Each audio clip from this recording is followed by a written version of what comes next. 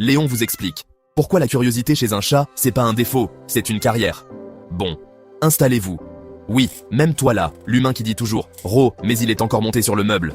Spoiler alerte. Oui, et j'ai bien l'intention d'y retourner.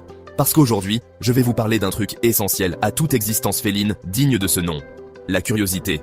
D'abord, mettons les choses au clair. Chez vous, bipèdes, on dit « La curiosité est un vilain défaut ».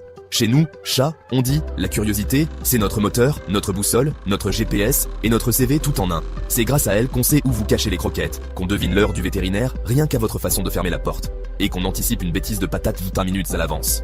Oui, être curieux, c'est vivre informé. Moi, je suis Léon, chat malin, pas un presse-purée. La curiosité, ça commence tôt. Et ça s'arrête jamais. Quand on est petit chaton, on explore tout. Chaque couloir est une jungle, chaque ficelle une proie, chaque chaussette un mystère. Et non, on ne fait pas de bêtises. On explore nos hypothèses comportementales, nuances. Et en vieillissant, on devient juste plus stratégique. Curieux, oui, mais pas suicidaire. Si un sac en plastique bouge tout seul, j'envoie Hector voir en premier. Si un nouveau carton arrive, je fais d'abord une inspection de sécurité. Avec mes moustaches, mon flair et un regard perçant, niveau interrogatoire de police.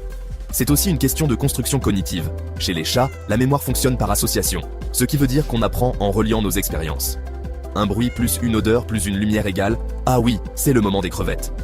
Un objet inconnu plus bruit bizarre égale piège potentiel. Note mentale revient avec renfort. Mais sans curiosité, pas d'expérience, et donc pas de savoir.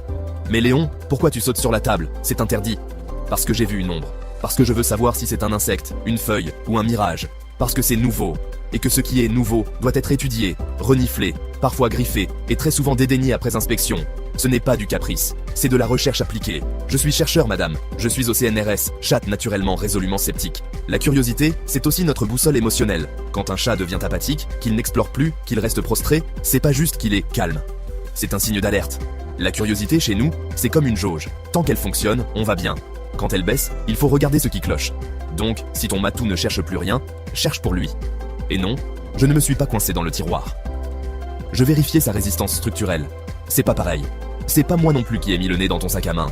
Je recherchais des substances suspectes. C'est un service que je rends. Et si j'ai sauté dans le panier à linge, c'est pour contrôler la stabilité thermique de tes chaussettes sales. En résumé, la curiosité, c'est notre façon d'aimer le monde, de nous y adapter, de nous y inscrire. Chaque nouvelle odeur, chaque placard entrouvert, chaque bruit étrange est une occasion de grandir, même à 12 ans. Alors la prochaine fois que je saute sur la bibliothèque pour voir ce qui traîne derrière les bibelots, remercie-moi. Je suis pas en train de faire une bêtise, je suis en train de rester vivant.